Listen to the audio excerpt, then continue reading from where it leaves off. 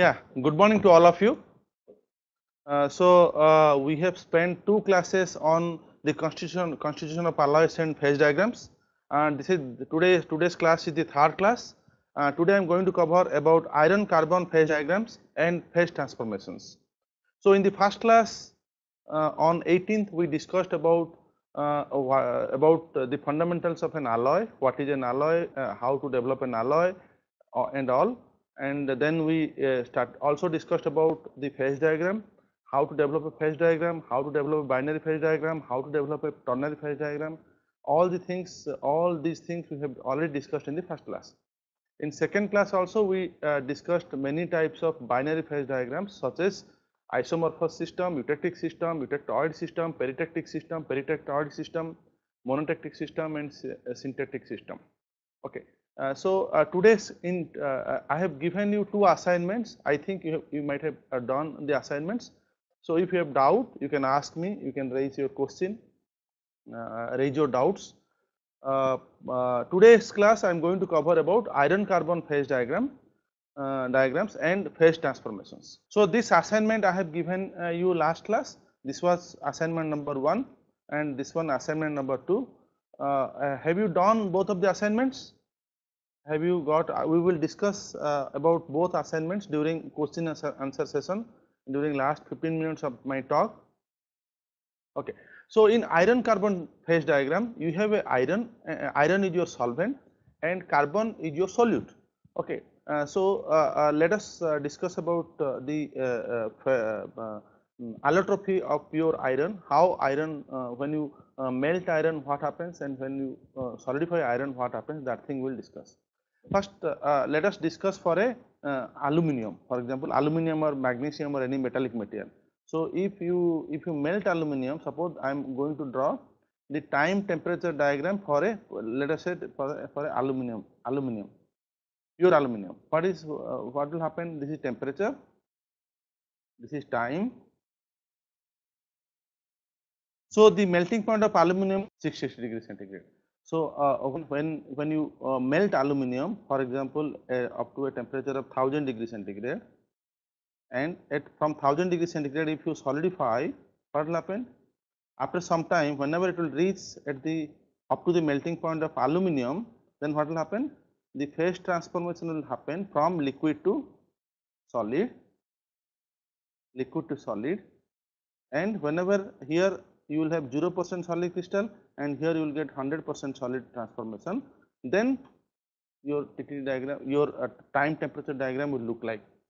So here in aluminum, your aluminum is a FCC crystal structure, and in both this is your liquid state, this is your solid state. Both in liquid state or liquid plus solid state or solid state, in all the cases, it will form only FCC crystal structure. This is the typical behavior of aluminum or magnesium or most of the metallic materials. However, when you come to iron, when you melt iron, what will happen? If the melting point of iron is around 1538, then at a high temperature, let us say if you melt the iron at up to 2000 degrees centigrade, and then when you cool down, what will happen? At the melting point of iron, the solidifications will start. So it will freeze and solidification will start. So what will happen here? You will get solidification will start from liquid to solidification phase. Let us say this one is delta. So liquid will transform to delta. For that, it will take some time. This is the time requirement for the transformation. This is the time required for the liquid to transform to delta. Okay. Now at 1538, after some time, it will completely transform to delta. Now it has become solid phase. Now when you cool further, what will happen? And this delta, delta will sustain till 1394 degrees centigrade. So from here to here you have delta phase or delta iron, and this delta iron crystal structure is BCC. Okay. Now when you cool further at a temperature of 1394 degrees centigrade, what will happen? This delta iron will again change its phase to gamma iron at a temperature of 1394. So from one solid phase, one solid form to second solid form. So this is gamma iron. So why you are getting a different phase? Because it is gamma iron is having different crystal structure. So delta iron is BCC, gamma iron is FCC crystal structure. At 1394 degree centigrade, it will change its crystal structure. That's why for the change of that phase, it will take some time. So this year you will obtain gamma iron. So from here to here, you will get gamma iron, and the crystal structure of gamma iron is FCC. Then at 912 degree centigrade, again it will change its phase from FCC to BCC. So you can name that differently. That's why you have to name differently. So gamma will change from FCC to BCC again at this temperature. So here what will happen? So the BCC structure is alpha iron. Gamma will transform to alpha. So this phase is your alpha iron, and this and the crystal structure of alpha iron is BCC. So if you if you melt aluminum, I will repeat again, if you melt aluminum at 2000 degree centigrade, it will melt, and whenever it reaches at 1538 degree centigrade, the liquid aluminum will transform to solid, and this solid form is called as delta iron. It will transform to delta iron. Then when you cool, and the crystal structure of delta iron is BCC. When you cool further, and the BCC can sustain up to 1394 degree centigrade. So when you cool up to 1394 degree centigrade, it will still in BCC structure and delta iron. At 1394 degree centigrade, then the crystal structure of iron will change from BCC to FCC. So you can name, that's why you have to rename the same iron from one solid form to second solid form. That's why we are calling it as gamma iron, even though it is also solid form, but the crystal structure of gamma iron is different. So it happens at 1394 degree centigrade. And this is stable up to 912 degree centigrade. Okay, so this is from 1394 to 912. It will be having gamma FCC structure. So it may be called as gamma iron. At 912 degree centigrade, again gamma will be, again its crystal structure will be changed from FCC to BCC. So till this, the whole region from here to here, your crystal structure is BCC. However, even though the whole crystal, so that's why this one can be called as alpha phase, alpha iron. Alpha iron is from here to here. So however, at 770 degree centigrade, what will happen? So whatever we discussed, from here the iron is non-magnetic. So this is non-magnetic, and from here to here, this alloy, this iron phase is magnetic. Okay, or ferromagnetic,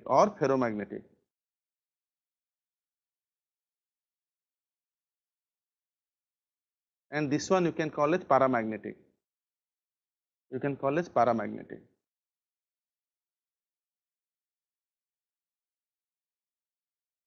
You can see from here, from this temperature to this temperature, even though it is forming a single crystal structure BCC, but at 770 degree centigrade, the above 770 degree centigrade, this BCC alpha iron is having non-magnetic property from this region, and below this it is having magnetic property. This is your magnetic property.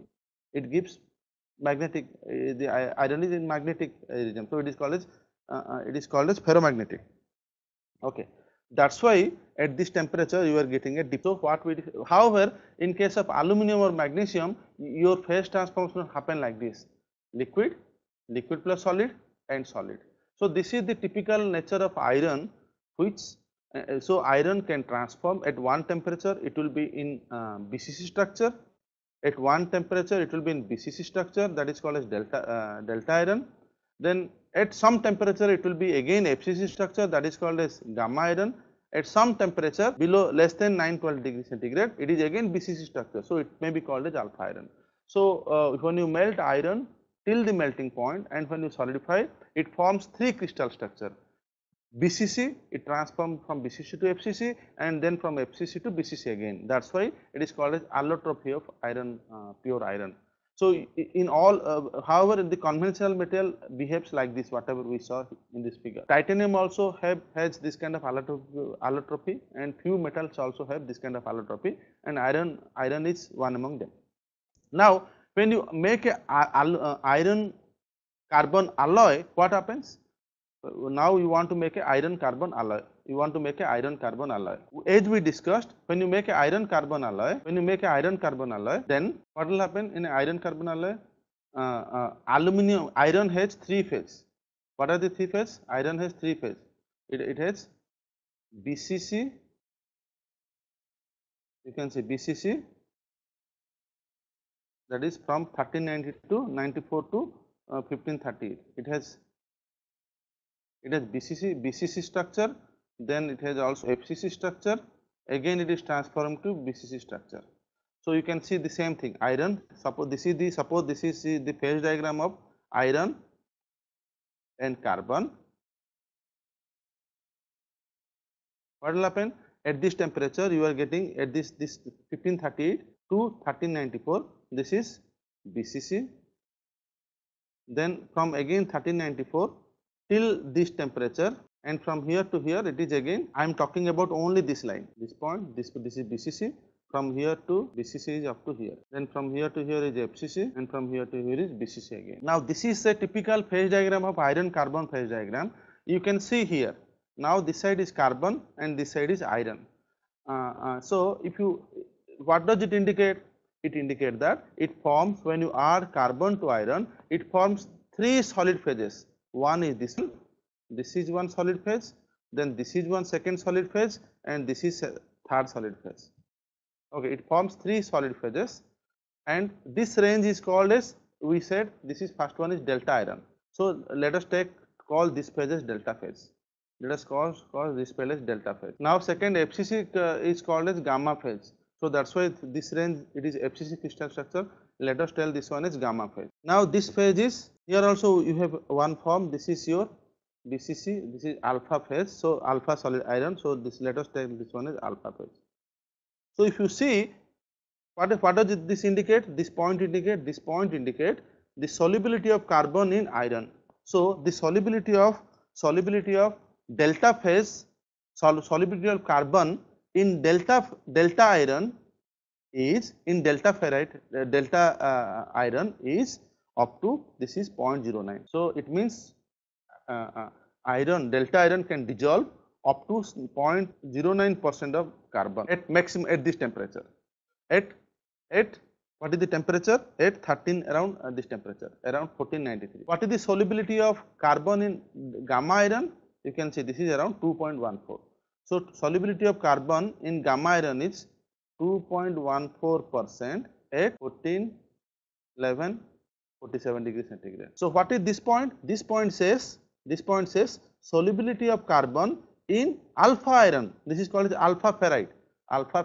This is called as austenite. Okay, so now the solubility of carbon in alpha ferrite is 0.022% at 727 degrees centigrade. So this is the solubility of carbon in delta iron, delta phase, gamma or austenite phase, and this is alpha or ferrite phase. This is called as ferrite phase.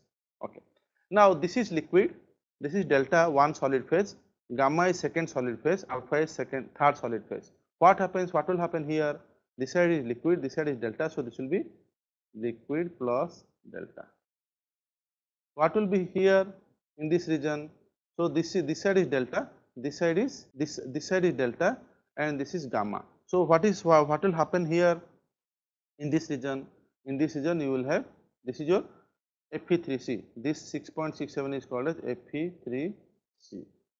Okay, so this is your Fe3C. So Fe3C is also called as cementite. So this is your liquid, this is your L plus cementite, Fe3C. So this will be, this is gamma, this is L plus cementite. So this is gamma, this is liquid. So this is liquid plus gamma. So this is liquid plus cementite. Okay, so this is what will happen. This one is delta plus gamma, right? Similarly, what will happen here in this region? this is one point. So below this what will happen? This is Fe3C plus alpha, alpha plus Fe3C. This side is alpha, no, right? And here this is gamma. So gamma plus Fe3C. What will happen here? This side is alpha, this is Fe3C. So alpha plus Fe3C. So these are the different reactions which will happen. If you see the phase diagram, this phase diagram is iron carbon phase diagram. However, I have only mentioned up to 6.7% of carbon.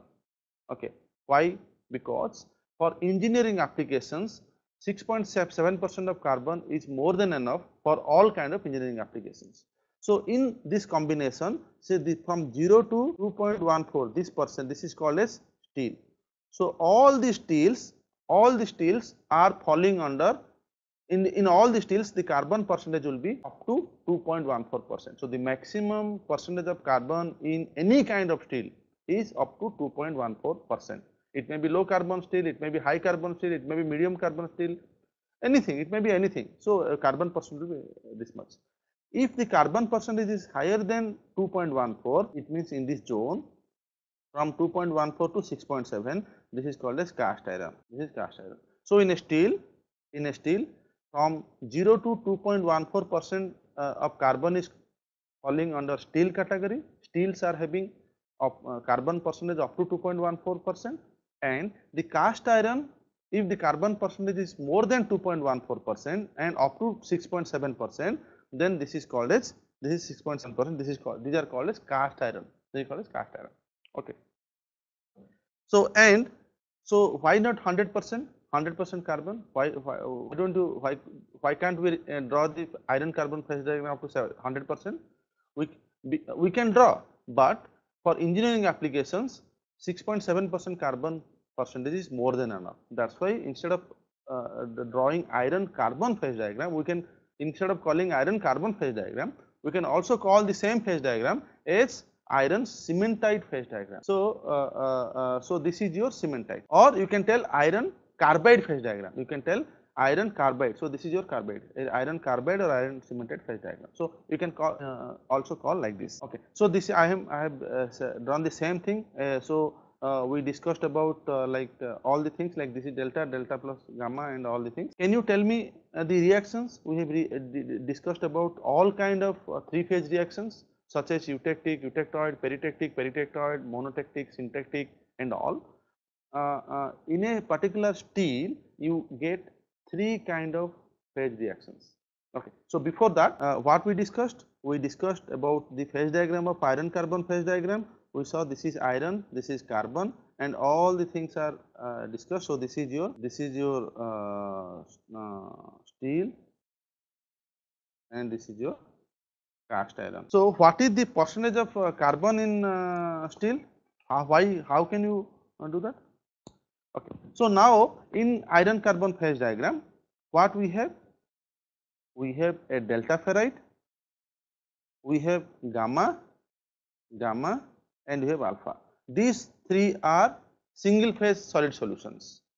Okay. We discussed about, this is the solubility of carbon in delta ferrite, this is the solubility like 2.14% of carbon in gamma, and this is like around 0.02 to 0.02% of carbon in delta. That we have discussed.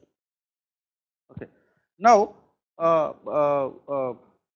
okay. So we discussed up to this. Why it is around and delta, gamma, and alpha. You are also getting one phase called Fe3C. Why Fe3C has 6.7% of carbon? Can you do it? Fe3C has 6.7% of carbon. Why it is so? You can tell atomic weight of Fe3C. Fe3C contains carbon. Atomic weight of carbon equal to, it is around 12. Atomic weight of iron equal to, is equivalent to 56. Okay. Now what is the percentage of carbon in Fe3C? Percentage of carbon in Fe3C equal to what? You have to write 12 atomic weight of carbon, which is nothing but atomic weight of carbon, Fe3, right? 3 into atomic weight of iron plus carbon equal to what? You will end up with 6 point. In Fe3C, This is your Fe3C. This point is Fe3C. That's why in Fe3C you have, this is not actually 6.7. This is 6.67% of carbon. In any Fe3C you have 6.67% of carbon. Okay. And in this, what we got? We have alpha. So in this phase diagram we have alpha phase, alpha ferrite phase, this one. We have delta ferrite phase, this one, and we have gamma phase, austenite. This is called as austenite gamma phase. All the three phases are single phases, single phase solid solution. So all the three phases are soft and ductile. Now when you come to discuss about Fe3C, you have also Fe3C. In Fe3C the phase is, Fe3C is a very brittle phase, brittle, hard, and it is having high strength. So Fe3C is a brittle and hard phase. Okay. So the crystal structure of Fe3C is orthorhombic. So the crystal structure of Fe3C, this Fe3C is orthorhombic, and the crystal structure is alpha is, as we discussed, alpha is BCC, delta is BCC, and gamma is Fe3C has 6.67% of carbon. So we can tell this diagram as, instead of telling iron carbon phase diagram, we can tell it as iron carbide phase diagram. Okay. So here it is around, it is not 2.02, it is 0.22, it is 0.02. So the solubility of carbon in iron is 0.02 at this time. So now how many, what kind of different reactions it happens in iron carbon phase diagram? Can you see? One reaction, we have discussed about all the three phase reactions, right? This is one three phase reaction, this is one three phase reaction, and this is second last three phase reaction, third three phase reaction. So there are three phase reaction. So what is this kind of reaction called? This is called as peritectic. From one solid plus liquid, it forms a single phase solid solution, sorry, single solid phase. So this is called as peritectic. What about this reaction? From one liquid phase, it is forming two solid phase, S1 plus S2. So this is called as eutectic reaction. From a liquid phase, it is forming two solid phase. So it is called as eutectic reaction. What about this reaction? Here the first reaction is happening from gamma to two solid phase, one solid phase to two solid phase. Gamma transforms to alpha plus Fe3C. So this is called as what? Eutectoid reaction. Okay. So in iron carbon phase diagram, we are getting three phase reactions. This is one peritectic reaction, one eutectic reaction, and this one is your eutectoid reaction. Okay. Peritectic, eutectic,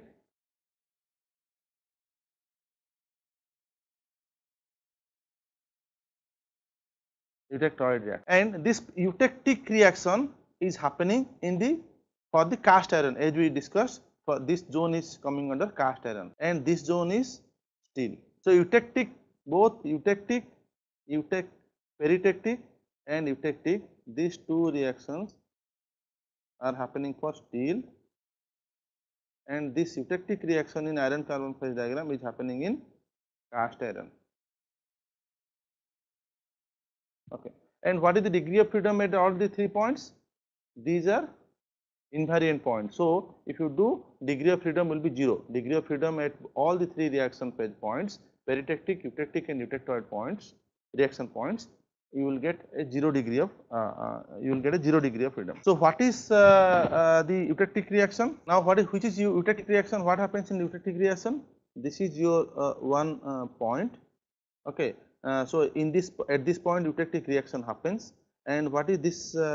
This one is at what composition? This composition is 0.53 of carbon.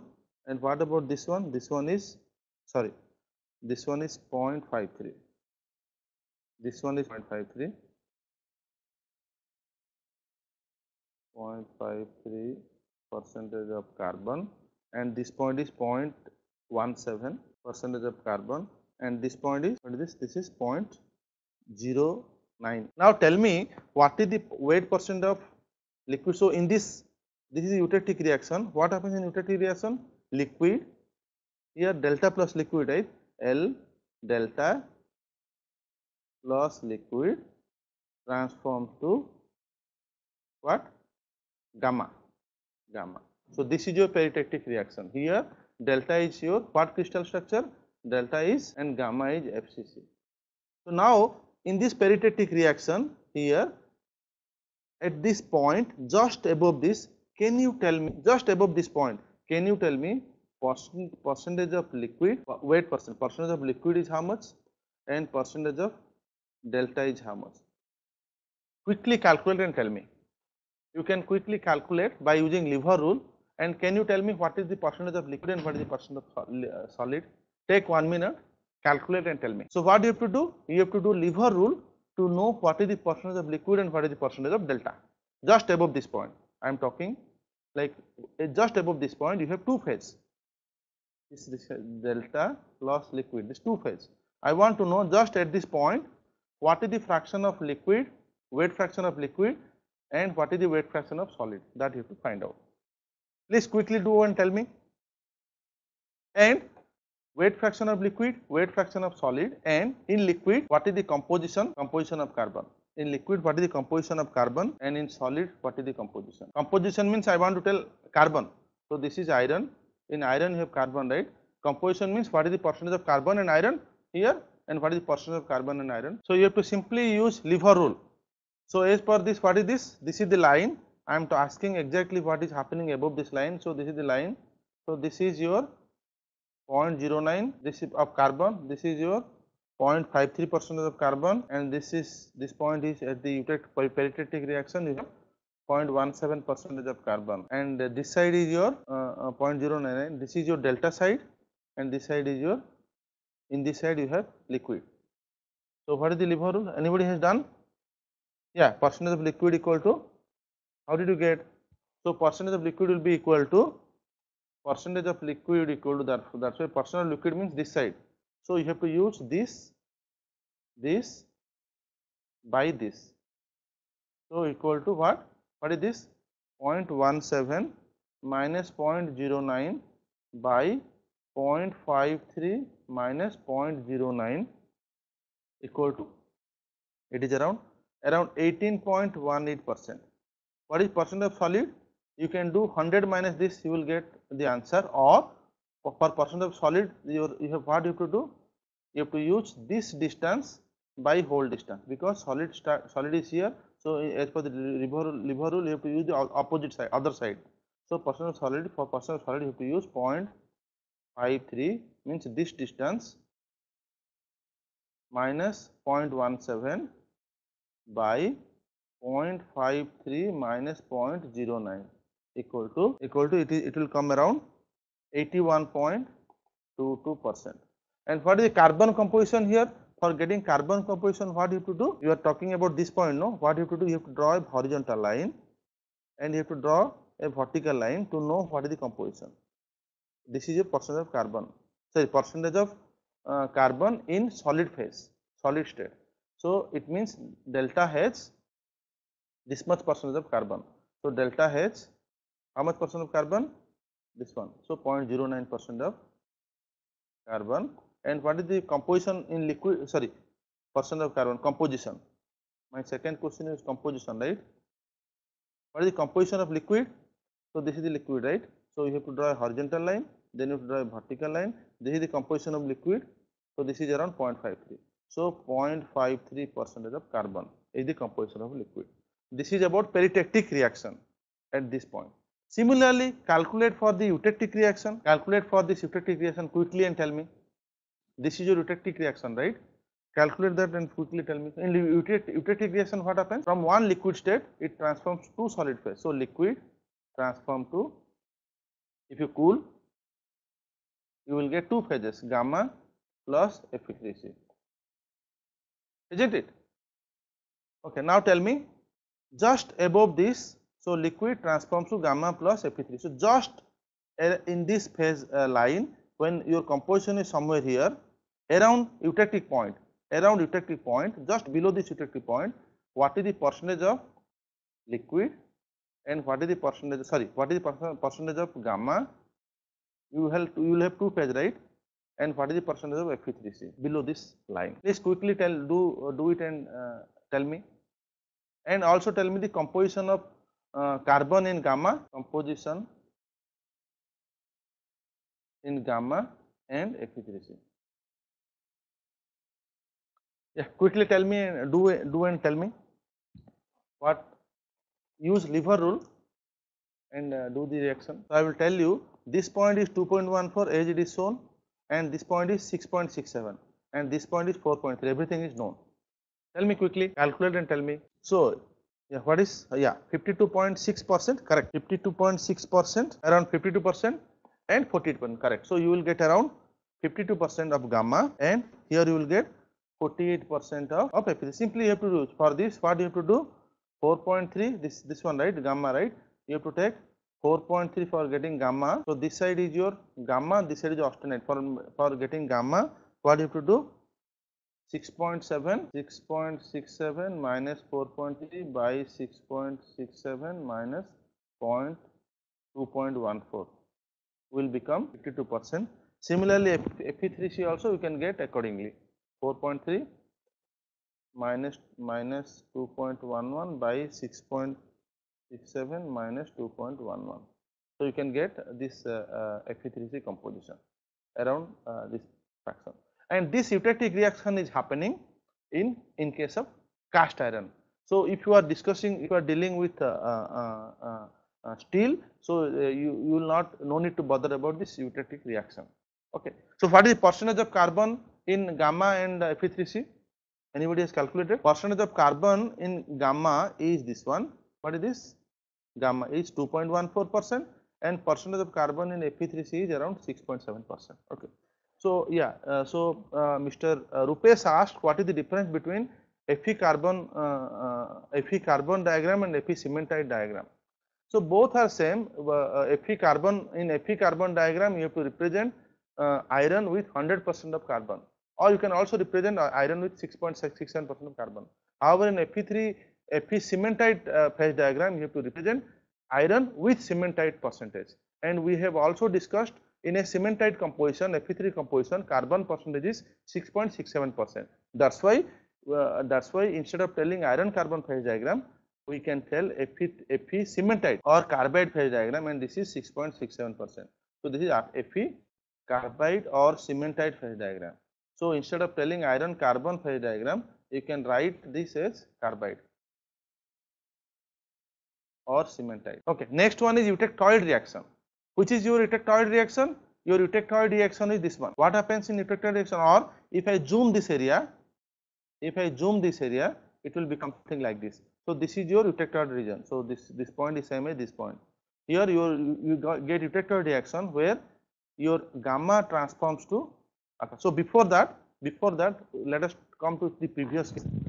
So we were discussing about eutectic reaction. In eutectic reaction, we found that here liquid transforms to gamma plus Fe3C. Liquid transforms to gamma plus Fe3C, and this gamma plus Fe3C is called as, this mixture of gamma plus Fe3C is called as lead boride. This mixture of gamma plus Fe3C is called as lead boride, and you can do the microstructural development. Like last class we discussed how the microstructure looks like for a eutectic alloy. So this, since it is giving eutectic reaction, so you can see the microstructure. How will it look like? So the microstructure here will look like something like this. How? You will get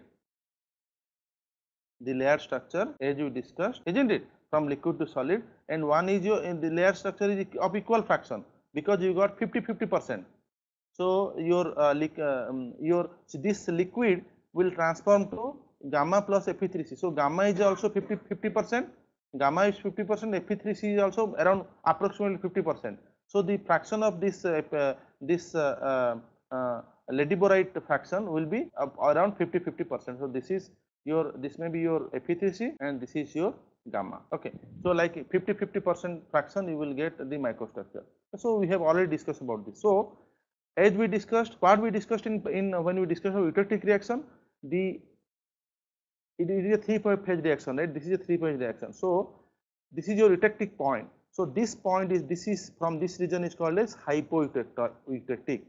Hypoeutectic. This region is called as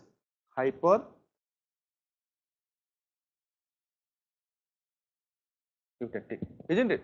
So this will be called as hypoeutectic cast iron because this is cast iron region. So this is similar. This is called as hypoeutectic cast iron. Okay. So in a cast iron, you get the laminar structure of alpha Fe3C, alpha Fe3C. This is called as lateborite. So this one we have already discussed. Like what will be the microstructure here? We discussed, right, last class. You will get proeutectic gamma and this lateborite here, isn't it? We discussed this kind. What kind of microstructure you can expect somewhere here? You will get proeutectic Fe3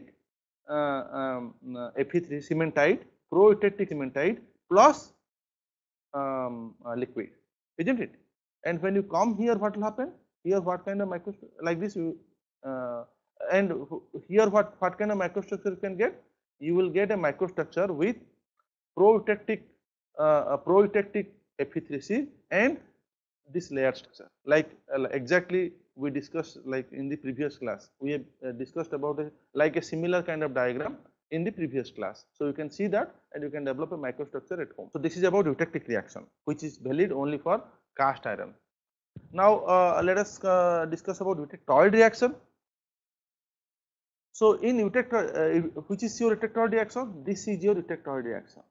This point at when the carbon percentage is up to 0.76%, this point is coming under your eutectoid reaction. Okay, this is your eutectoid reaction. In eutectoid reaction, can you draw? So what happens here? Your gamma transforms to, if you cool or heat at what temperature? At 726. At 727 degrees centigrade, it will transform to what? Alpha plus Fe3C. Okay, gamma trans. So this is a eutectoid reaction. So this is called as eutectoid reaction. This is your eutectoid reaction. Now just below this, can you draw the percentage of weight fraction of alpha and weight fraction of Fe3C? Quickly do. So this is not, this is 0.02. Okay. Yeah. So please quickly do this. What is, and also you tell composition of carbon, composition, also composition of alpha, composition of Fe3C. Tell me quickly. Exactly at this point, just below this. See, this is 0.02 and this is 0.76. Do it and tell me. So use lever rule to know the composition. What you will do? I asked also composition of alpha and composition of Fe3C. So alpha is here. So you have to draw a horizontal line and you have to see a vertical line, draw a vertical line and see this is the composition. So this composition is 0.02. Composition of alpha is 0.02% of carbon and 98% of iron. What is composition of Fe3C? You have to draw a horizontal line and it touches here, isn't it?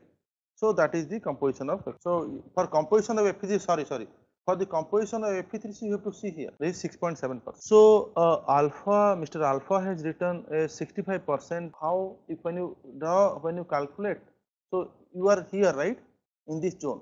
You are in this zone.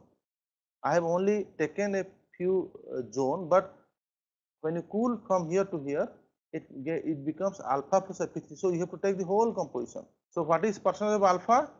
For percentage of alpha, what you have to do?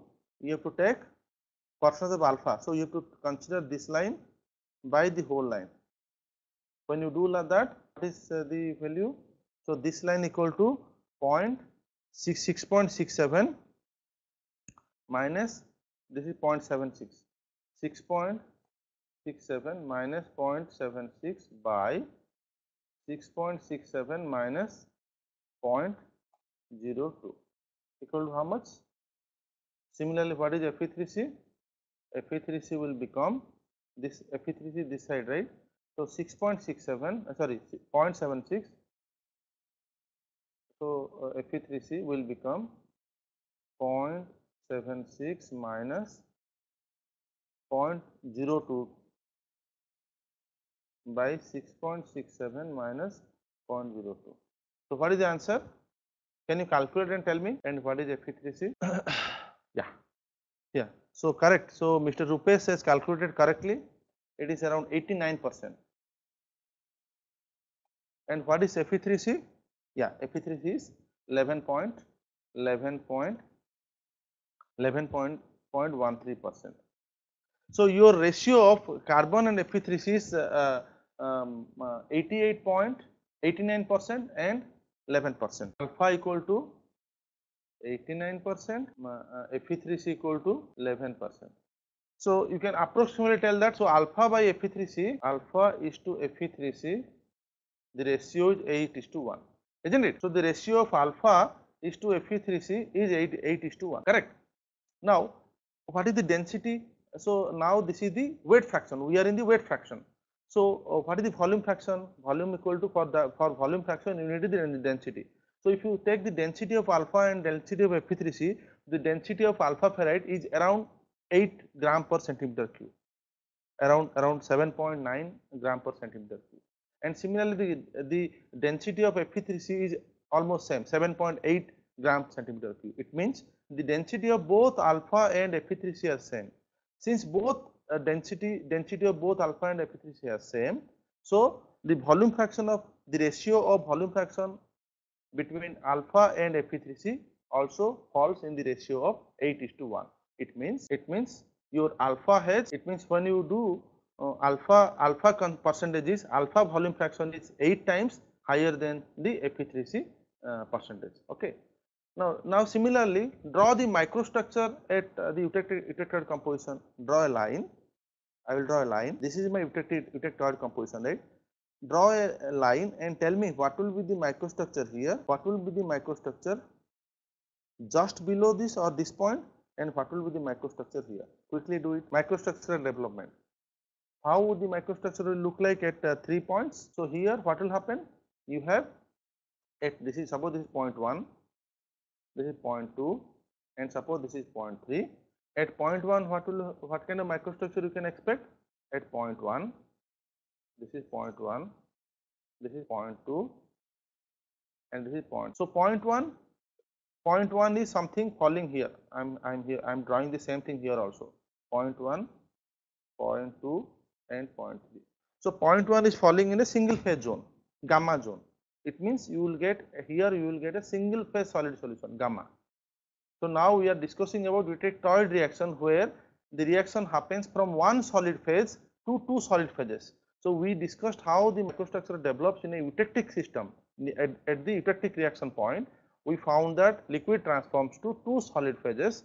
We discussed that at the eutectic point, the solid nucleus in the form of solid nucleus forms in the form of layers of alpha Fe3C, alpha Fe3C, alpha, sorry, in the layer of gamma Fe3C, gamma Fe3C, gamma Fe3, like that it forms, and then it will get the composition. However, here already you have one solid solution, already you have one solid phase, gamma is your solid phase. It means gamma is a single phase solid solution, single phase. So there is no second phase available in gamma. So in the microstructure also will look like gamma. This is gamma. Now this is point 1, this is point 2, this is point 3. What will happen here? Now in 2, what will happen? In 2, so now we are cooling just below 2.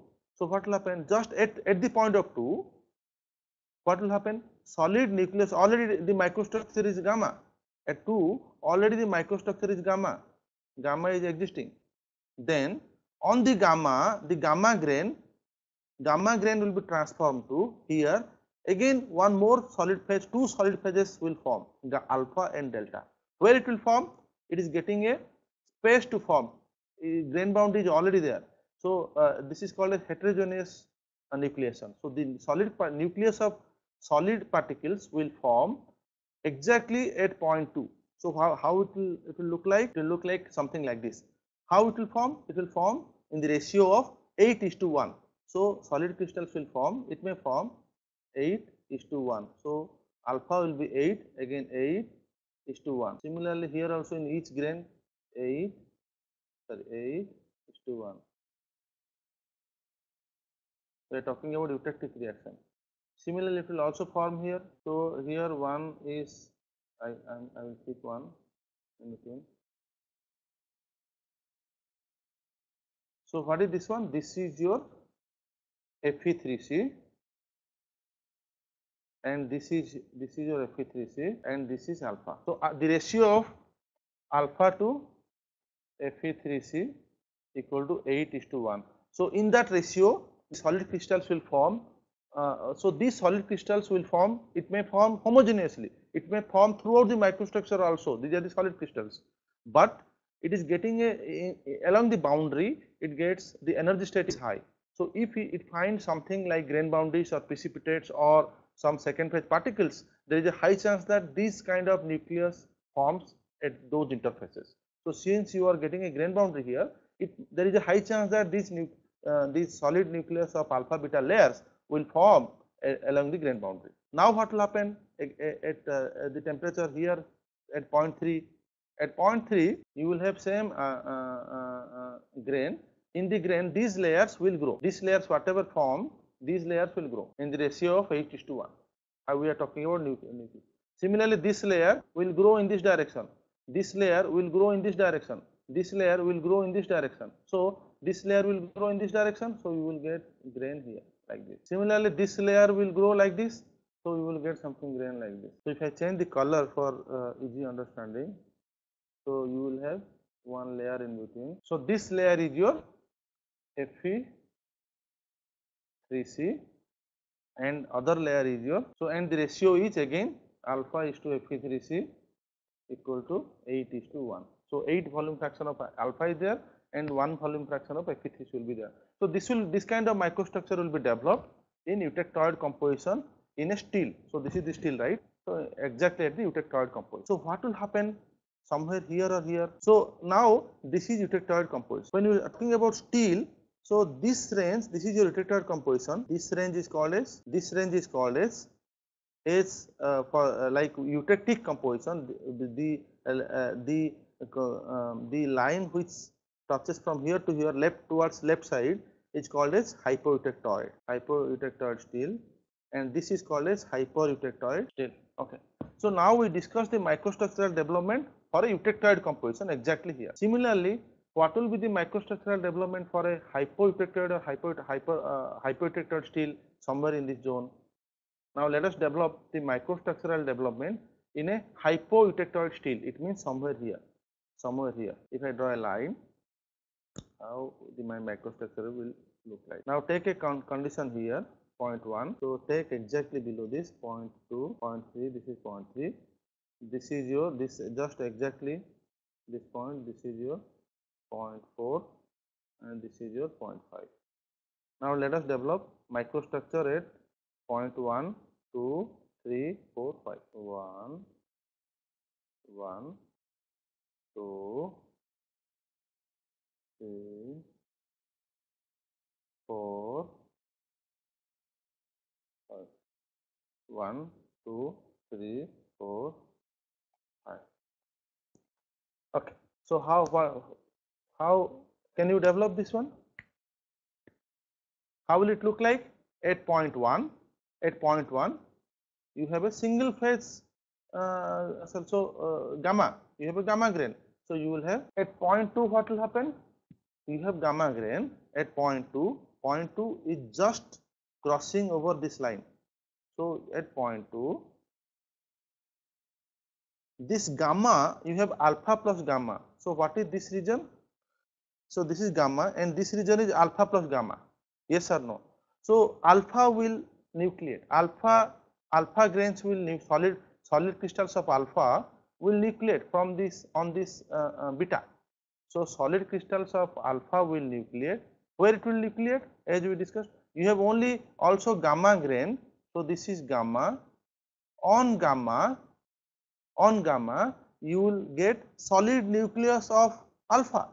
Okay, so gamma is a solid phase, alpha will also form. As I discussed previously, what may happen? Alpha may form either throughout like this, or alpha may form along the grain boundary. But the chances of alpha formation along the grain boundary is more easier because grain boundaries are of high energy state. So there is a high chance that this kind of alpha phase will form along the grain boundary.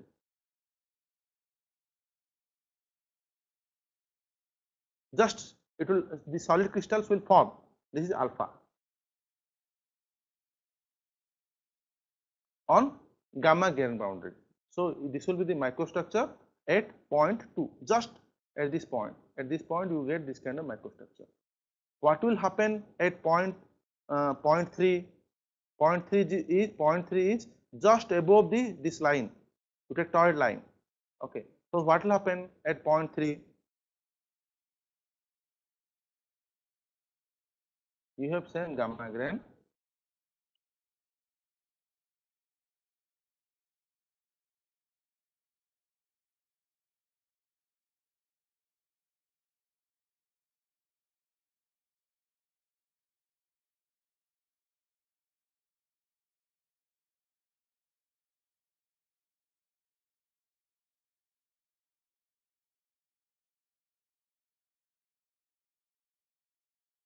Okay.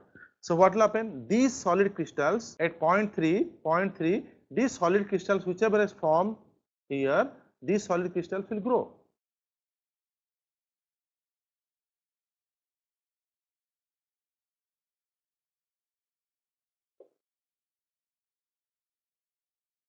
At 2, just when what will happen at point 2? Just above the point 4, what will happen? Again these solid crystals whichever have formed, now at exactly point 4, what will happen? These solid crystals will further grow, and it will, maybe it may there are high chance that it may completely fill the grain boundary. It will grow and completely fill the grain boundary, and it will happen exactly at this point. Then if you take a microstructure just below this, just below point 4, what will happen? Again the layer of the eutectic mixture will form. In what form? The layer of alpha Fe3C, alpha Fe3C, alpha Fe3C, like as we discussed in the for the lyco-eutectic reaction. You may get something like this layer. The solid crystals will form. You have to calculate again the phase rule to know what is that composition, because it is not eutectic composition, right? Eutectoid composition. So you will get the layer of, but it may not be. Okay, you will get the solid crystals will form at this point. So this is your again Fe3C, and this is your, and the yellow line, this is your, and then when you do further, then what will happen? It will keep on increase. At point 5, what will happen? At point 5, it will completely fill this one. So you will get, you are getting, now there are 3 kind of microstructure. This is your Fe3C, this is alpha. So you are getting this mixture. So this mixture is called as eutectic mixture.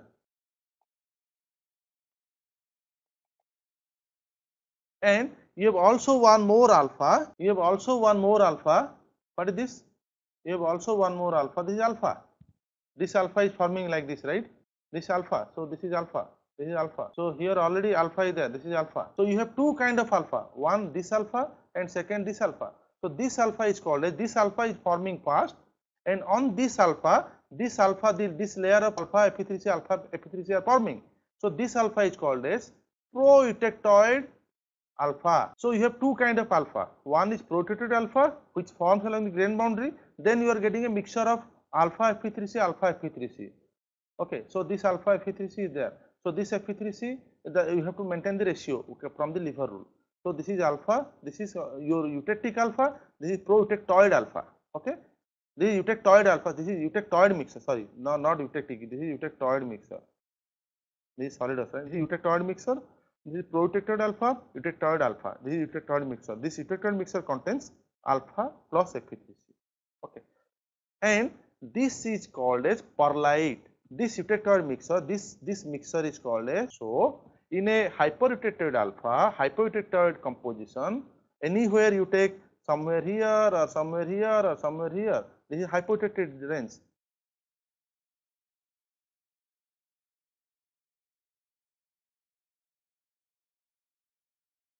In this hypereutectoid range, between these two, this,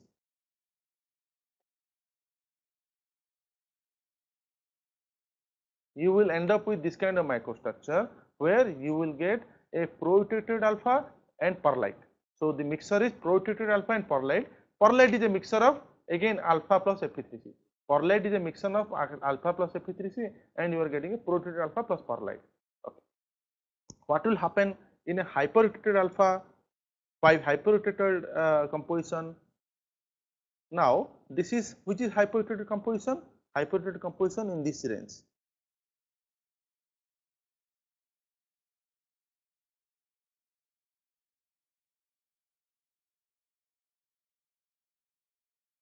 Okay, so this is your hyperrotated steel. Okay, so what will happen in a hyperrotated steel? Here also your microstructural composition will be something like this. This is 1, this is 2, and this is 3. Here also exactly you will get the similar kind of microstructure.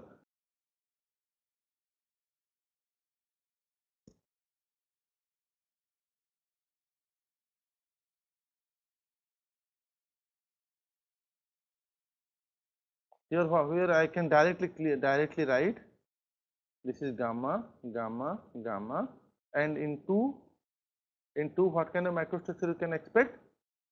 You will have like edge like your previous case. This is your what? In 2, so you are somewhere here. So here you have Fe3 and gamma. So you will have this is gamma, this is your Fe3C, and this is your gamma.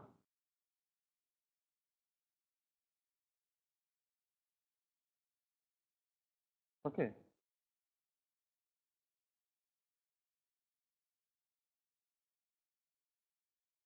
And 3, what kind of microstructure you can expect? You will get this Fe3C will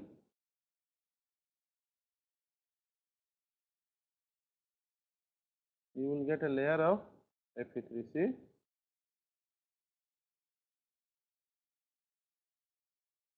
What should it be called? And on this layer you will get mixture of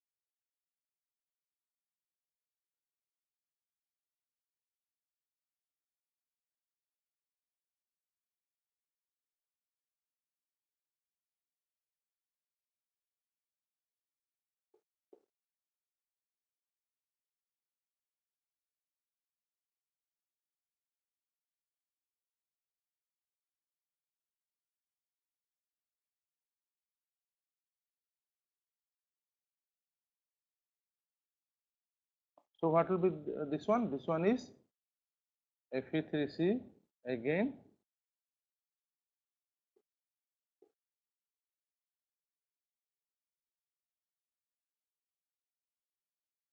Yeah.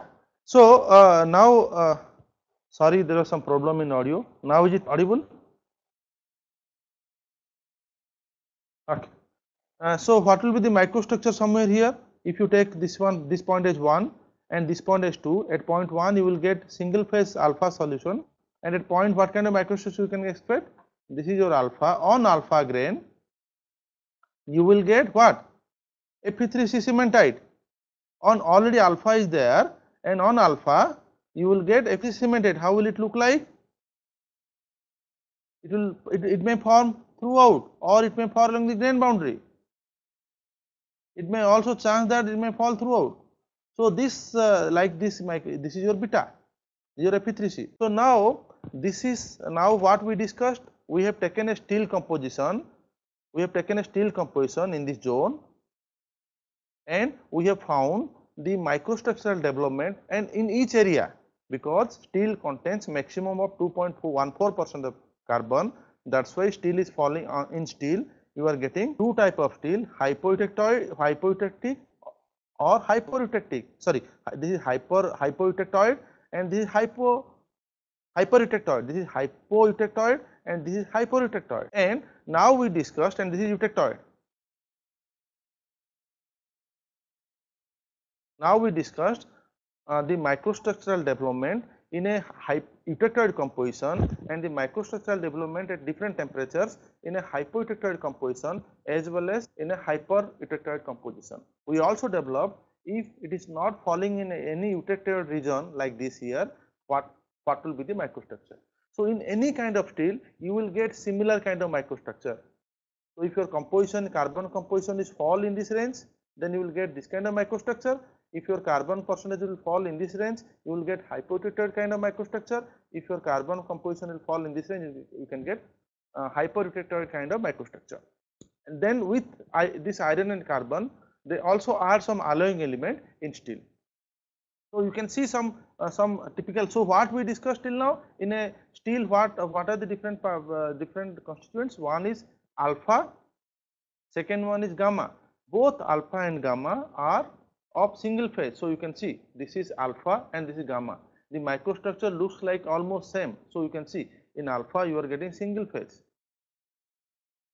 alpha. In gamma you are also getting single gamma, single grain. Your microstructure is almost equiaxed. There is nothing, no page is there in the grain boundary. So you can tell this one is grain boundary. This one is one grain boundary. This one is another grain boundary. This one is another grain boundary. So similarly, this one is one grain boundary in alpha. This is another grain boundary. This is another grain boundary, like this. So you are getting individual grain boundary without any phase. It is single phase. If you have this kind of microstructure, these microstructures are more ductile because you have coarse grain and only one phase is there. So you are getting alpha and gamma are more ductile. Both alpha and gamma are ductile. Okay, it is having high ductility. And what is next one? Next one, this is austenite. What is also austenite? This one we just discussed, right? Austenite is ductile phase. This one is pearlite. We discussed, right? What is pearlite? Pearlite is exactly at the. So now this is your ductile and this is your pearlite. In pearlite, what kind of microstructure you get? Pearlite you get layer of, if it is eutectoid composition, it is a pearlite in eutectoid composition. This is eutectoid composition. So you are not getting, you are getting the layers. What is the composition? You are getting layer. This is what? Fe3C, and this is a layer of alpha. So you are getting alpha, and so this mixture is called as pearlite. So I told that this microstructure is eutectoid. Why? Because if it is hypoeutectoid or hypereutectoid, you will get microstructure something like this. You will get a grain, and in this grain you will get this kind of layers. However, here there is no grain. This kind of boundary is not visible. So this is only the layer of alpha beta, alpha F3C, alpha F3C. So this is a eutectoid composition, pearlite in eutectoid composition. And what is the ratio? You can see the ratio. This is to this. If this is 1 and this is 8, so it is still maintaining 8:1. So this is our pearlite. Now in a steel generally, so this is about austenite, this is about pearlite. Now you can see here also pearlite is there. You can see this is also layer of, you can see Fe3 layer alpha, this is alpha, and this black line, gray line, this is Fe3C. So this is also pearlite, this is also pearlite. However, here the distance between this alpha is coarse, and distance between this alpha here. So even though both are pearlite, and both are at eutectoid composition, but in one case the size of this alpha is to Fe3C ratio is more. In other case, the alpha is to Fe3C ratio is less.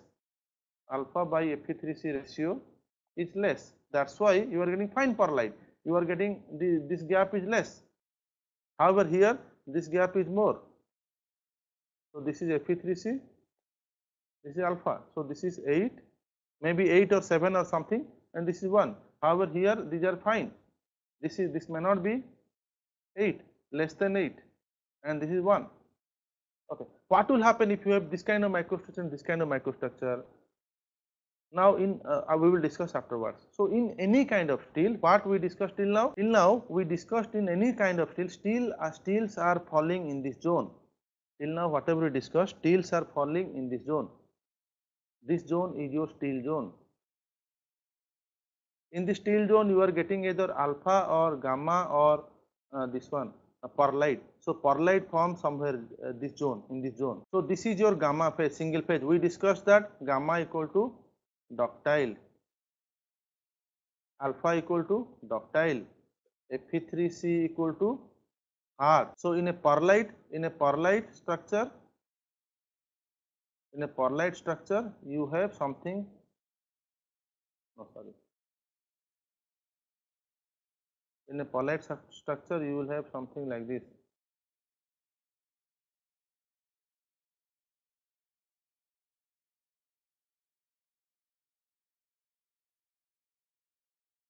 This is your perlite kind of microstructure. Here what you have, this is alpha, this is Fe3C. So I said Fe3C is hard and alpha is ductile. Alpha is ductile and Fe3 is hard. So it means you have one hard layer and one soft layer. So it means you have, I am zooming, I have zoomed this one.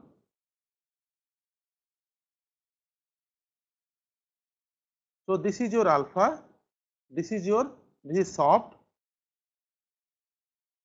and this is your cement Fe3C,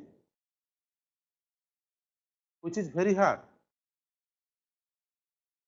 Okay. Now when when you suppose, for example, suppose you cool down, you cool down from here to here.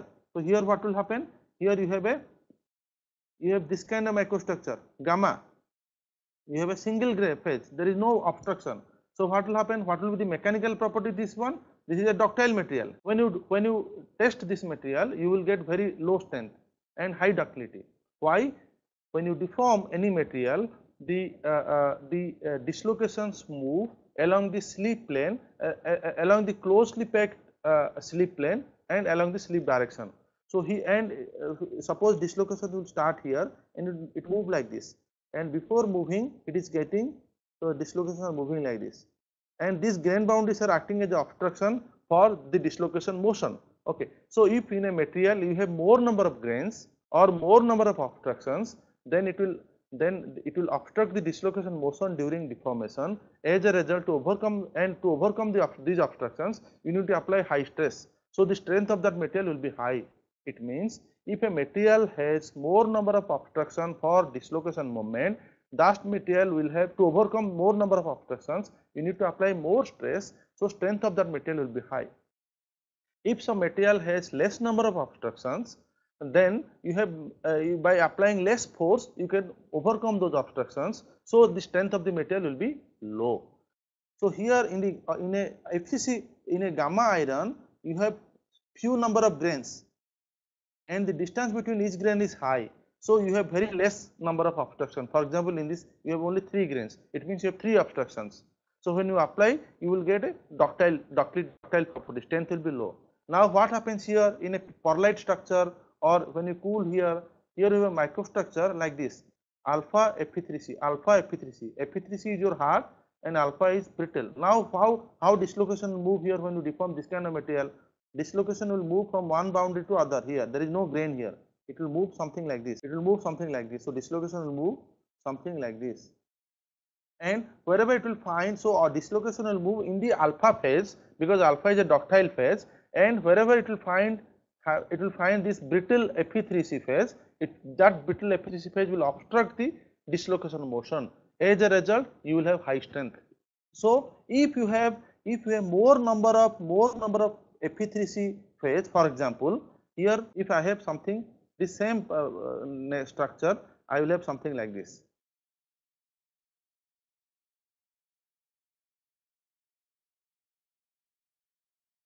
And here, so here also this is alpha, here this is alpha, and this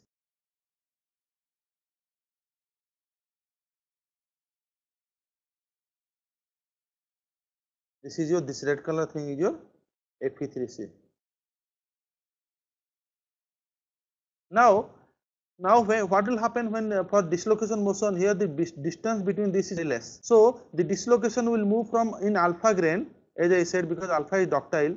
So but this beta will, this Fe3C layer will obstruct it, the dislocation motion.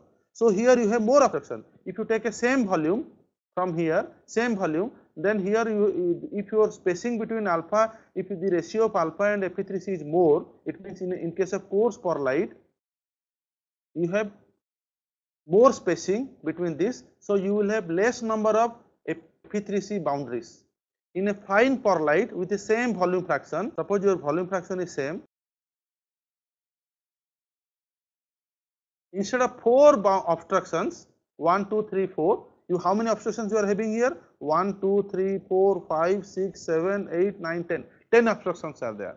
So to overcome the 10 obstructions, so when you deform this material, do testing of this material, the dislocation motion will be obstructed by 10 obstructions. Here it will be obstructed only for 3 obstructions. So here the resistance, so when you apply load to this material, it has 10 obstructions, so more resistance. So the strength of this material will be high strength, then low strength. This one will be of low strength. So by doing proper heat treatment, you can develop either this kind of microstructure, that is coarse perlite, or you can also develop this kind of fine microstructure. This is called as fine perlite. Now if I take it means what happens in this zone, either I may come from here to here, or I may come from here to here, or I may come from here to here.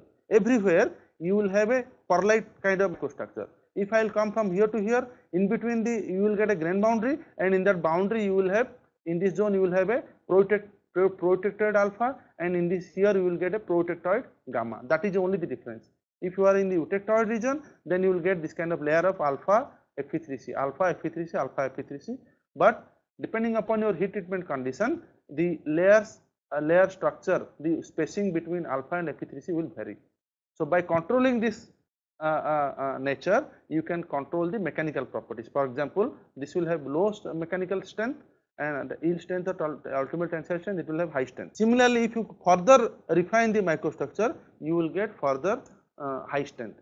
Now with that, so what they do, it happens, this kind of diffusion happens with respect to time. Your iron carbon phase diagram only gives you the phase transformation, but for complete phase transformation to occur, time also is a very important phenomena.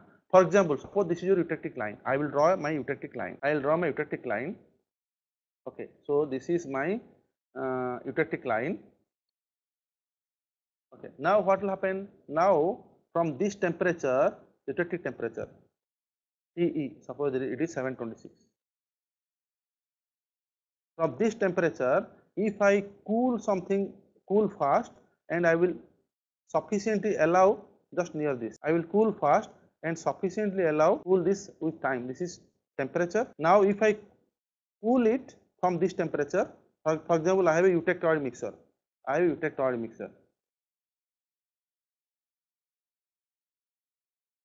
So now I am cooling from here. I cooled from this temperature to this temperature. Suppose something I cooled here, and after some time I will hold this at this temperature for long time. What will happen? It means I am in this zone. I am somewhere in this zone. What will happen? Here at some point, what is the microstructure here? This microstructure is austenite. This microstructure is austenite. So this one will be gamma, austenite. Now when I quickly cool, so this will be also gamma. I have not given enough time for the phase transformation to occur from gamma to perlite. Here you are getting perlite microstructure. This is your perlite microstructure. Now after some time only, the perlite reaction will start. It will not happen immediately. It needs some time. For the complete phase transformation to occur, it needs some time. So after some time only, up to here you will have gamma. Then gamma will transform to perlite. It needs some time. So here you will get perlite. So if you take a microstructure here, point 1, at point 1 and point 2, 1, 2. So you will get completely austenite one, and two, what kind of microstructure you can expect? You will get a eutectic composition. So you will get this kind of edge, right? And a layer of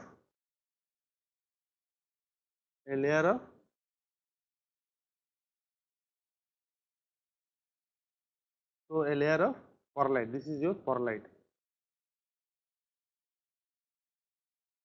which is a mixture of alpha. So what kind of pearlite you get? Since the temperature is high, the pearlites you will get coarse pearlite. Pearlite size will be high. Now what will happen? Now I will change my temperature little bit lower, and then I will allow I will hold the temperature at the temperature. I have cooled down from here to here, and now I am holding the temperature. So after some time, what will happen? The reaction will start. It will not immediately start. Right now, I have come down somewhere here. What will happen? Again, some complete phase transformation will happen. Here you will have austenite. Again, same like this. Here also this is 0.1. So here also you will get austenite microstructure. And what kind of microstructure you can expect here? You can expect a microstructure something like this.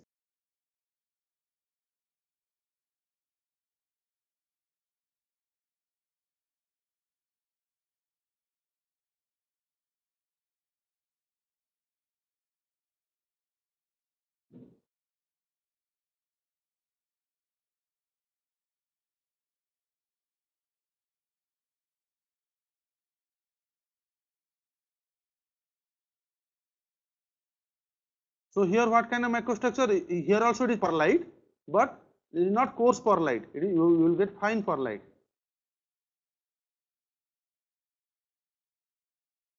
Why fine pearlite? Because your temperature is less. So at less temperature, the carbon diffusivity will be also less. So since less amount of carbon will diffuse in the microstructure, so you will get this kind of pearlite, fine pearlite kind of microstructure. Okay. So by controlling the temperature, you are getting two different kind of microstructure. As we discussed, this is coarse pearlite. So like this case. So coarse pearlite will have low strength. Now this is fine pearlite. So like this in this condition. So fine pearlite will have high strength. Now suppose you want to enhance the strength further, what you have to do? You have to still come further below lower temperature. So what you have to do? You have to do at lower temperature again, and then again you have to do allow this phase transformation to occur. So again it is gamma. You are quickly quenching, quickly cooling. So it will be in gamma in unstable form. Now again phase transformation will start, and here after some time phase transformation will complete. So what kind of microstructure you may expect here? Again you may expect something finer than this. Again you may expect something finer than this. You may expect something. You may get something like very fine layers, which is not visible also.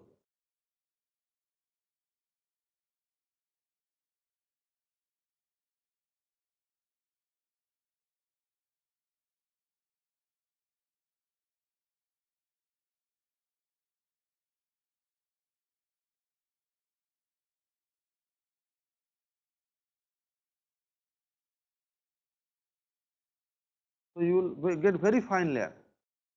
So and the layer will be such that you cannot see also in a normal optical microscope. You have to go for high resolution. So it is very fine. So when it will become very fine, very fine, like needles.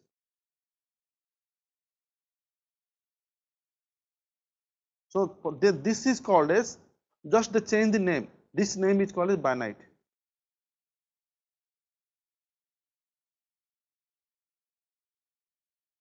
Bainite kind of microstructure. So what we got? We got coarse pearlite, we got fine pearlite at low temperature, and if your temperature will be very low, you are getting bainite kind of microstructure. So three kind of microstructure we got: coarse pearlite, fine pearlite, bainite. So it means here again the spacing is more finer than this. So this will be stronger, again further stronger. Now what will happen when you quickly cool very low, very fast rate? What will happen? What kind of microstructure you can expect? When you quickly cool at very fast rate, then what will happen somewhere here at this temperature? Then it means you have not given, and if you keep for long time also, then the diffusivity of carbon in iron is becomes very low. So and the time is also very short. So time is short and diffusion, you can see this curve reduces, the curve comes down. So at low temperature, the diffusion, the solubility of carbon in iron is less, as well as time is also less. You are not giving enough time, plus the diffusion is also less. So you will get a diffusionless microstructure. You will get a diffusion microstructure. It will be disturbed microstructure. So this is your martensite. This is called martensite. So what we got, by changing the temperature and time, in one case we got single phase in the gamma phase. In the gamma phase we got single phase. In gamma phase we got single phase. Here we got single phase. Then when you cool down at higher temperature, we get coarse pearlite. At high temperature we got coarse pearlite. When you reduce little bit temperature, then we got fine pearlite. When again further you reduce the temperature, we got very fine layer of alpha and Fe3, that is called as bainite. When you further cool down, then we got a diffusionless microstructure. So the time was less, as well as carbon diffusion of carbon in iron is also less. Diffusivity of carbon iron, solubility of carbon iron is also less. So you will get martensite. It is a diffused microstructure. So it is a diffused microstructure. So this will be of having very brittle, very brittle. Now what kind of microstructure we got? We got pearlite, coarse pearlite,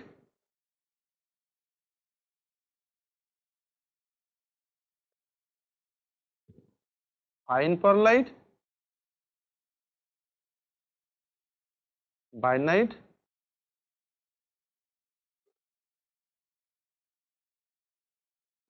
then martensite.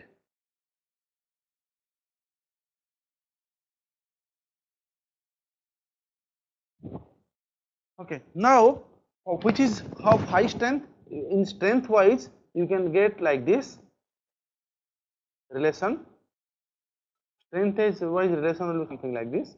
Martensite will be of having high strength, bainite will be having lower strength than martensite, but it will have high strength than coarse pearlite and fine pearlite, and then fine pearlite and coarse pearlite. And your ductility, this is strength. So ductility point of view, it will become like this. So this is our ductility.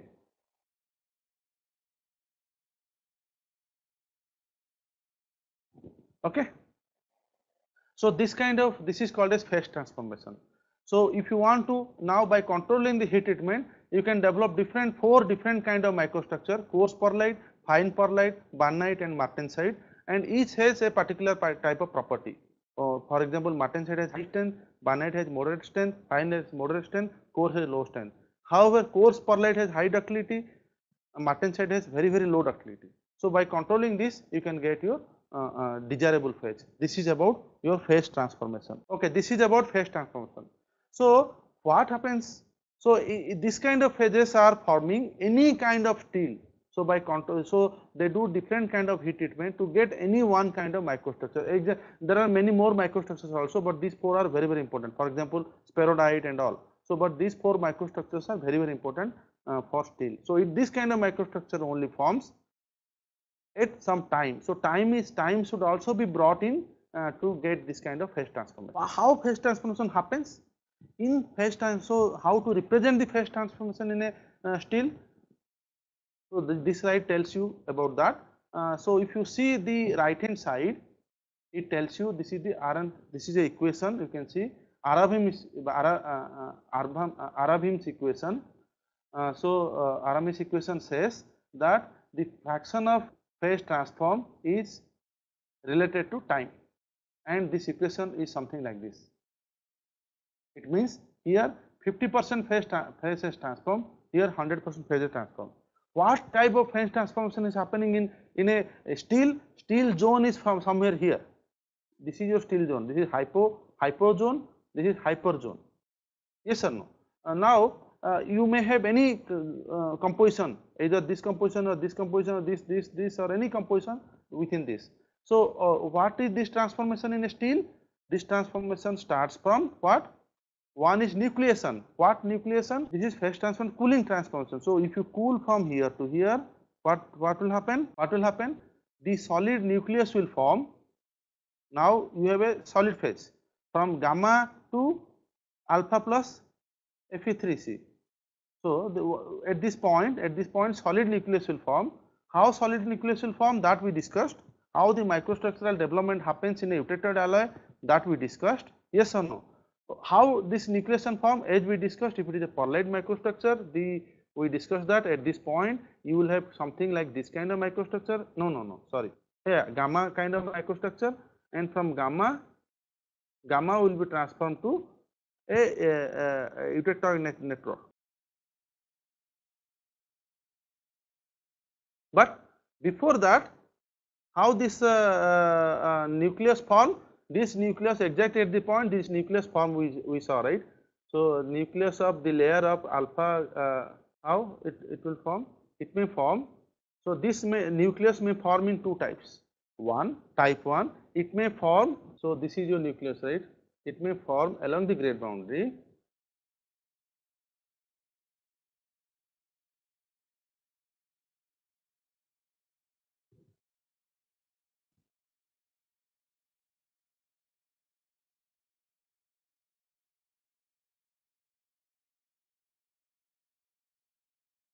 So layer of alpha epithelium, alpha 3C, these layers may form along the grain boundary, and this is called as heterogeneous nucleation.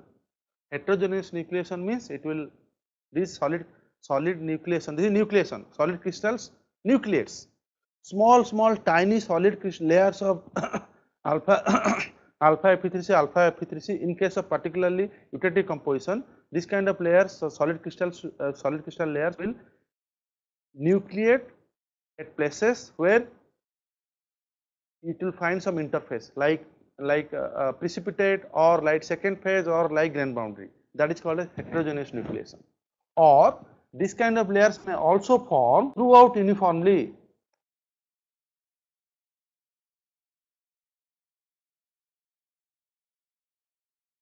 Grain boundaries also.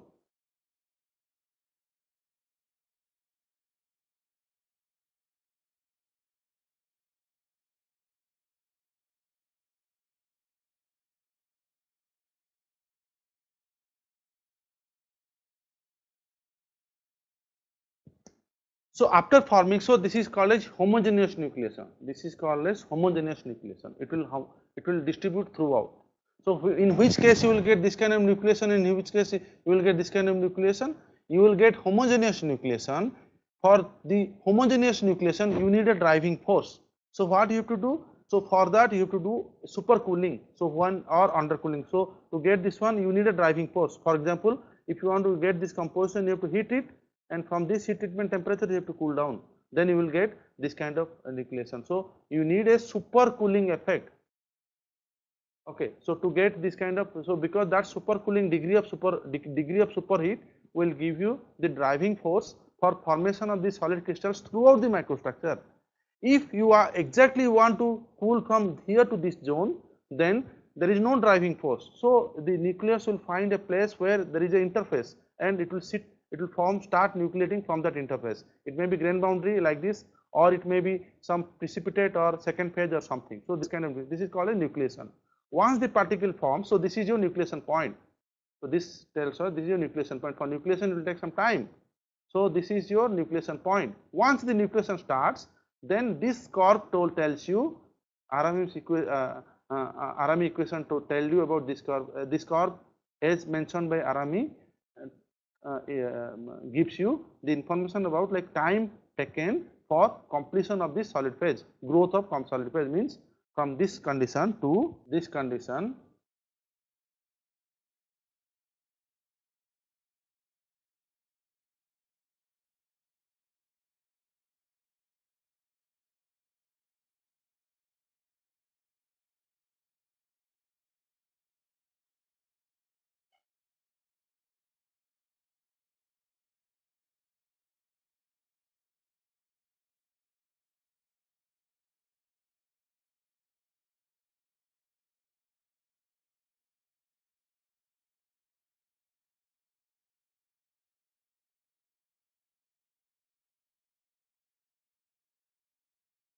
So this is perlite, right?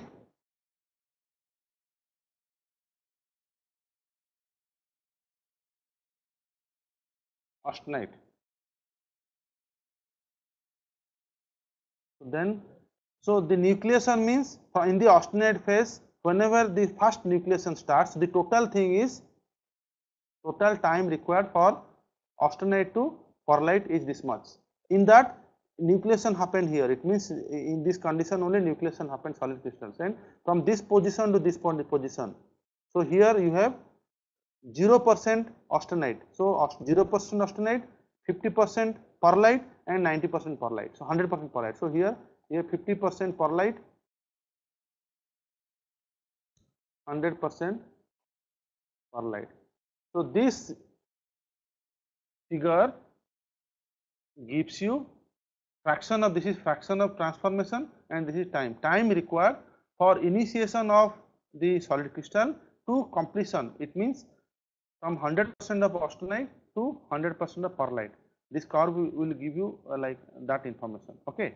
So this is called as in a phase transformation you have to represent like this. What will happen? How to represent that? Suppose this we have already discussed about this equation. Now suppose your composition is eutectoid. So you are somewhere here. Now you have to develop the time temperature the transformation diagram as we discussed here. Here what we discussed? We discussed time, this is time and temperature transformation. So this graph shows the time and temperature transformation curve. We saw with respect to different temperature and at different holding time, we could able to develop different kind of microstructure. So this evolution is called as time temperature phenomena, microstructural transformation phenomena. So I can also represent the same thing in this fashion, and if you represent that in a you can represent that in a TTT diagram. So TTT diagram means time temperature transformation diagram. Okay. So if your composition is an eutectoid alloy, then what will happen? Now, so your transformation depends upon time, right? So when you are exactly, this is our part, this is my eutectoid line. This is 727 degrees centigrade. I am here in this line 727. Now what will happen near to this? What will happen near? So it means, again I will tell, below this if I want to disturb, what does it indicate? Indicate time required for the initiation to completion of that particular phase. Here what is the particular phase? Here you are getting, when you cool from here to here, you are getting from austenite to perlite. So here you will get 100% perlite, here you get 50% perlite,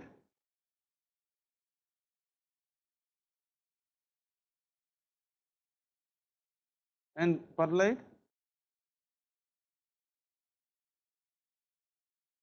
here you will have 0% perlite. This solid crystals will just nucleate. So at what time what will happen? When the temperature is very high, now suppose I am here at this temperature, how much time will be required for the solid crystals to form, first solid nucleation to form? Since the temperature is very high, it will not for to become solid crystals, it will take long time. So after long time, suppose this axis is time, it will take long time, very long time for the first solid crystals to form. Then once it forms, since the temperature is very high, it will quickly complete. So this is starting time, this is ending time. If I plot that in a curve, suppose this is starting time, so this is starting time,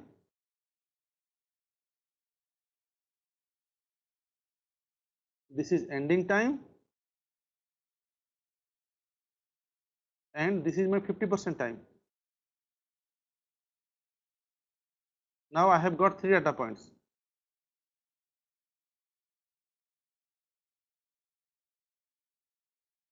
I have got 3 data points: starting point, middle point, this is 50%, right? This is 50%, 50% perlite, 100% perlite.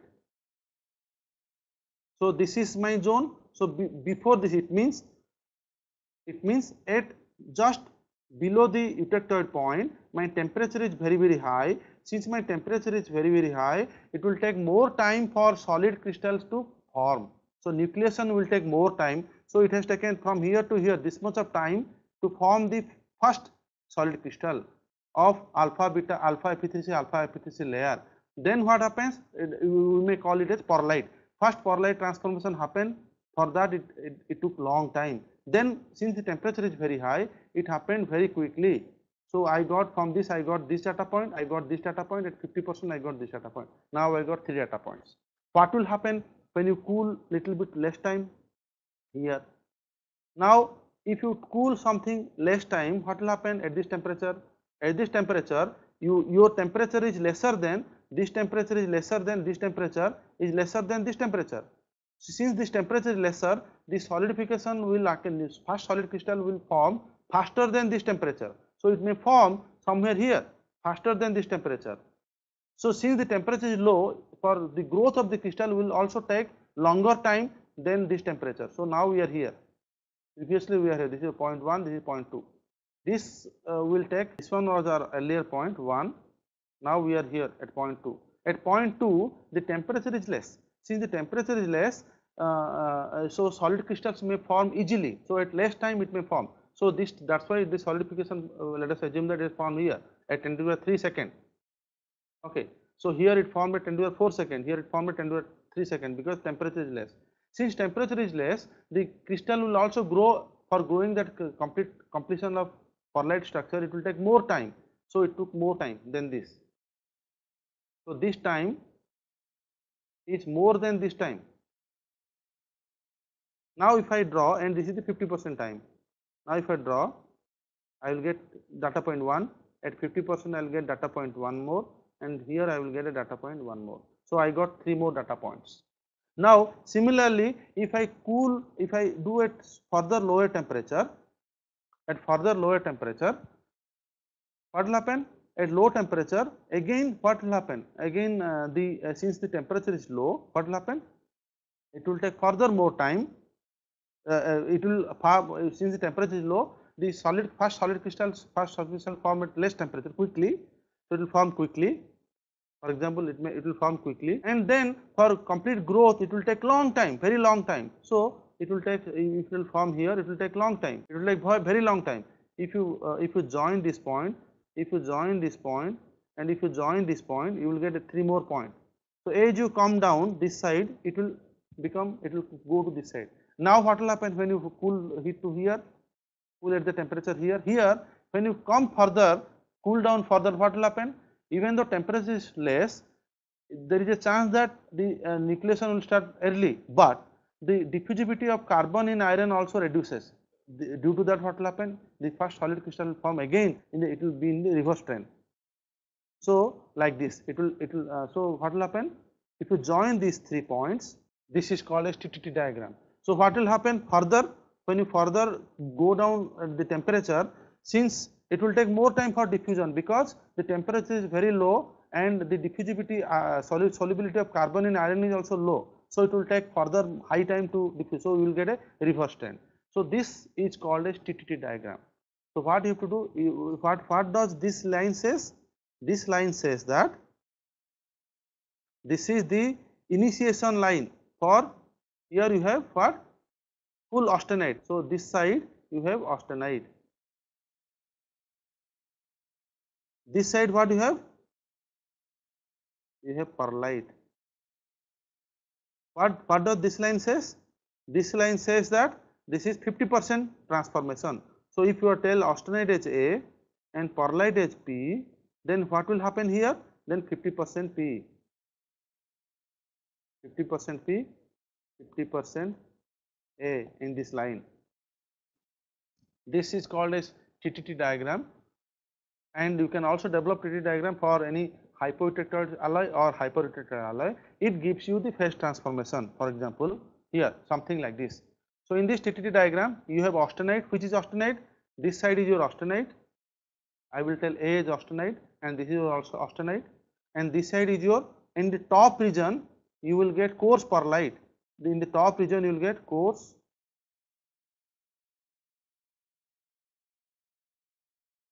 pearlite. Then in the lower part, you will get fine pearlite. So then is pearlite. So this range is around 550.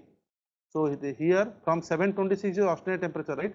and so this varies up to 550. Up to 550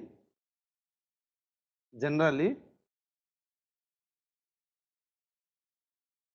you get fine perlite. So from 550 to 600 or 625 you get fine perlite, and from 625 to this you get coarse perlite. It means if what will happen below this temperature? Below this temperature you get a needle type of structure. So it is bainite. Temperature is less, right? Bainite. And bainite is also having some range, and then below this you will have martensite. This is martensite. Okay, it means if I have something, so you have this kind of 4 microstructure: austenite, perlite, bainite and martensite. We have also discussed again perlite may be coarse perlite or fine perlite, then bainite is kind of needle type of structure. All three are diffusion based processes, and the martensite is a diffusion less process. Okay, so we discussed about 4 microstructure. Okay, so depending upon your needs. So for example, suppose you want to know, you want to quickly cool and you want to hold it for some time, then you want to know what is the microstructure. If you do like this and cool it, you will get what kind of microstructure? 50% perlite, 50% finite microstructure. So by this, controlling this, you can develop the microstructure. Okay, now let us solve some problems so that you will able to more, you will visualize the TTT diagram. Can you solve this numerical quickly? Okay, so please solve this problem and tell me what kind of microstructure you can expect. Specify the final microstructure.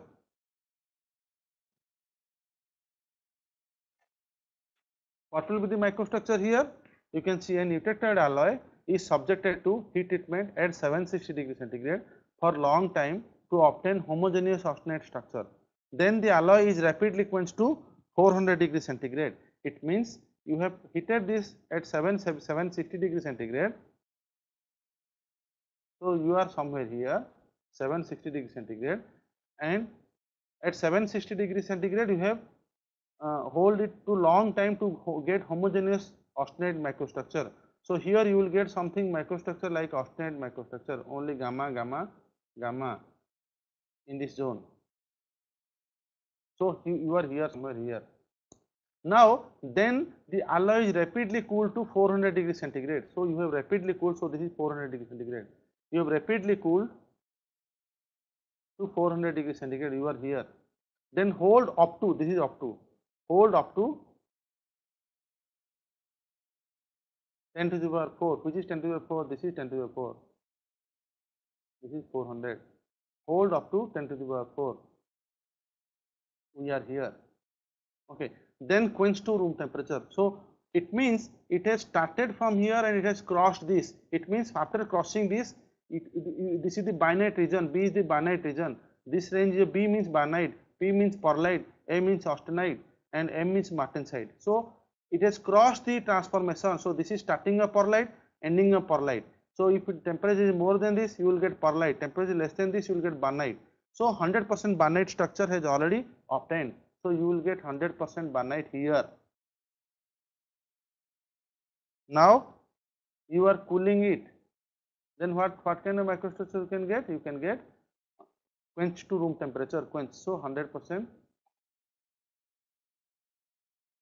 bainite. Similarly, you can do this problem also. What is this problem? This problem is an eutectoid alloy is subjected to heat treatment. Can you read this question? An eutectoid alloy is subjected to heat treatment at 760 degrees centigrade for long time to obtain homogeneous austenite structure. Then it is alloy is rapidly cooled. So for this is also similar to the previous problem. At 760 degree means it is above this temperature. So you will get austenite microstructure, gamma, gamma, gamma. From this it rapidly cooled 762. It rapidly cooled to 650. Which is 650? 650 is somewhere here. It is rapidly cooled to 650. Then hold for 20 seconds. 20 seconds will be somewhere here. If I take 20 seconds, I am falling somewhere here. Now hold it to 20 seconds. So when I hold up to here, then what kind of microstructure I can get? Then what happened? Then next one is rapidly cooled to 400 degrees centigrade. Then rapidly cooled to 400. So this is 400 degree centigrade. Then rapidly cool to 400 centigrade. Now we got here. Then hold it up to, this is up to, hold it up to 10 to the power 3 second. Hold it up to 10 to the power 3 second. No, I am going here. I have hold up to 10 to the power 3 second. Okay. Then quench it to room temperature. What kind of microstructure you get? Anybody can tell? Here, what will happen here in this condition? When it has transformed this 50%, so you will get 50% perlite, 50% austenite. Now only 50% transformation occurred. Still 50% is not is in austenite stage. When you come down here, it is again 50% barnite. So here what will happen? You have already 50% perlite, and this one remaining 50% will transform from austenite to barnite. So when you quench it, you will get 50% perlite plus 50% barnite kind of microstructure. What will happen when you for this problem, an eutectoid alloy is subjected to heat treatment at 760 degree centigrade for long time to obtain homogeneous austenite structure. Then the alloy is rapidly cooled to 225 degree centigrade. Then hold for 100 seconds and quench to room temperature. What will happen here? Also your initial microstructure will be something like this, gamma, gamma, gamma. So you are at 760 degree centigrade. From 760 degree centigrade, you are cooling to what? You are cooling down to 225. 225 is sorry. Let us take an example of around 275. Hold up to. So you cool it to 375. It means something here. Then hold up to 100 seconds. So hold up to 100 seconds. Okay. So it means then quench it. Then what happens? What kind of microstructure you may expect? So this line has not crossed this parameter, this line, this boundary for eutectoid reaction. It is not crossed. So still here you have 100% austenite. Now you have rapidly quenched. So it has crossed through the martensite region. So here you will get 100%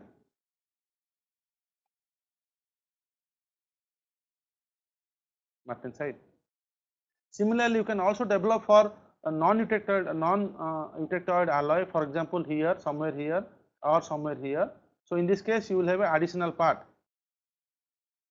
So this is your austenite plus perlite, and here you will get, if it is a hypoeutectoid alloy, you will get a pro-hypoeutectoid, eutectoid alpha.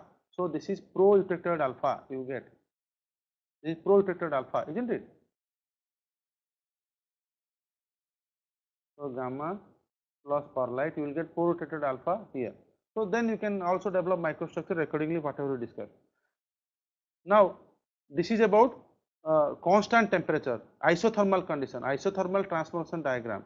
What we have done, we have cooled at a particular temperature rapidly, then you are holding for long time, then you are again cooling and holding for long time.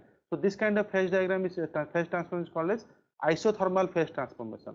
That's why TTD diagrams are called as isothermal phase transformation. You can also get continuous what if. So this is your TTD diagram. This is your eutectoid phase transformation diagram. And what if instead of isothermal cool at isothermal condition, if you do continuous cooling, for example, you heat it and don't cool it rapidly and hold it for some time. What you do? You continuously cool. For example, you heat in a furnace and allow that to cool in the furnace itself. So maybe you will get something like this, furnace cooling. So in the furnace cooling, you will get something like this kind of microstructure. So here this is your austenite microstructure, this is perlite, this is your perlite microstructure. So in this case you will get 100% perlite. Now instead of slow cooling, furnace cooling, what you do? You heat it, remove the sample and keep it in air. Okay, what will happen? So the cooling rate will be faster. So what will happen? You will get something like this kind of microstructure, the faster cooling rate. So here also phase transformation started here, phase transformation completed here, and here also you will get 100% perlite but here you may get coarse perlite and here you may get fine perlite, isn't it? Now if you cool faster than this, for example here, then what you will get? You will get martensite 100%.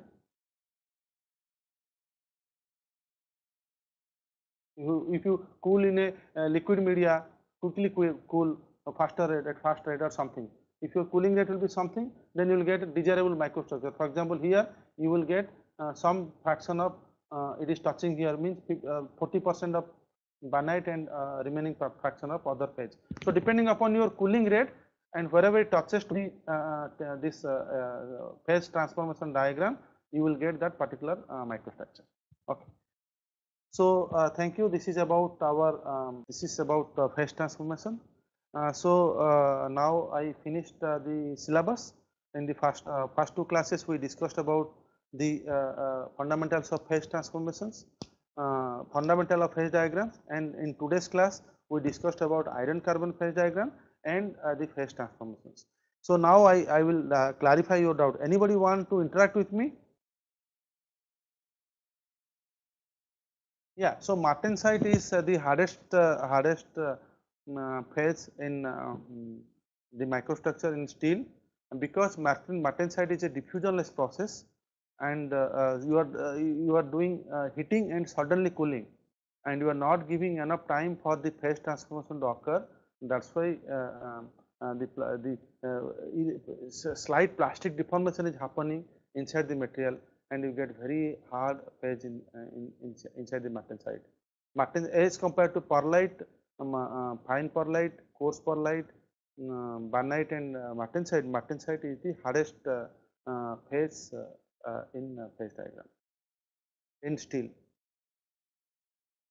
So in coarse perlite, as we discussed, the distance between the ferrite region is more, ferrite and austenite, for ferrite and cementite region, ferrite region is more, so you get low strength. And in fine perlite, we discussed, right, how the strengthening happens when you reduce the size of ferrite and cementite ratio. Yeah, so it depends, no. For example, somebody asked like what is the application. The application, as we know, in a steel we have generally they heat it to develop a particular kind of microstructure for a particular type of application. For example, you want to roll, or you want to do forging, or you want to do extrusion, forming operation. In forming operation, which microstructure is desirable? Austenite microstructure, because it is a single phase. You heat the steel up to a temperature of austenite zone, then it will become a single phase. Then you cool it, and then you do your deformation, rolling or forming, forging or extrusion, or whatever you want, you do that. Then while sending that while using that for real life application, you need high strength. So then you do again heat treatment to get either fine perlite structure kind of microstructure, or bainite structure, or martensite structure. It is up to your need. You have to do as per your need. You have to select a proper type of heat treatment to develop a kind of microstructure which will enhance the properties as per your requirement. So thank you, and I will post the assignment problems. I have already posted 2 assignment problems. Today I will post the quiz also and assignment problems you have to do. And if you have any doubt, you can send mail. Okay, thank you very much.